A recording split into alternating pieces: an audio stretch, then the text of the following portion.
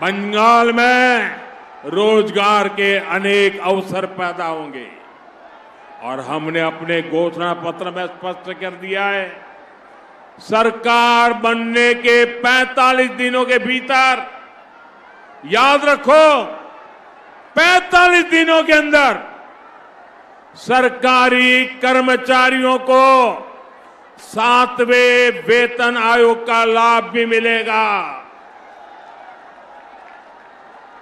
केंद्र सरकार ने 8वें वेतन आयोग का भी गठन किया है। बीजेपी सरकार में जब वो 8वें कमीशन की रिपोर्ट आएगी तो बीजेपी सरकार में बंगाल के कर्मचारी इसके लाभ से भी वंचित नहीं रहेंगे।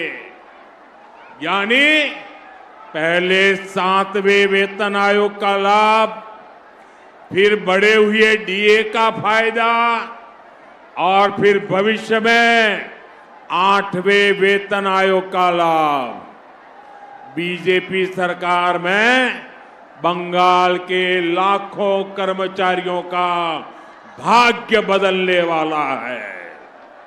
साथियों, बंगाल का विकास बीजेपी का कमिटमेंट भी है और बीजेपी की आस्था का सवाल भी है। आधुनिक इंफ्रास्ट्रक्चर से लेकर गरीब कल्याण तक केंद्र सरकार बंगाल को आगे बढ़ाने के लिए प्रयास कर रही है। आप खड़गपुर मोरेग्राम एक्सप्रेसवे को देखिए, यह दक्षिण बंगाल को उत्तर बंगाल से जोड़ने वाला बड़ा इकोनॉमिक कॉरिडोर है।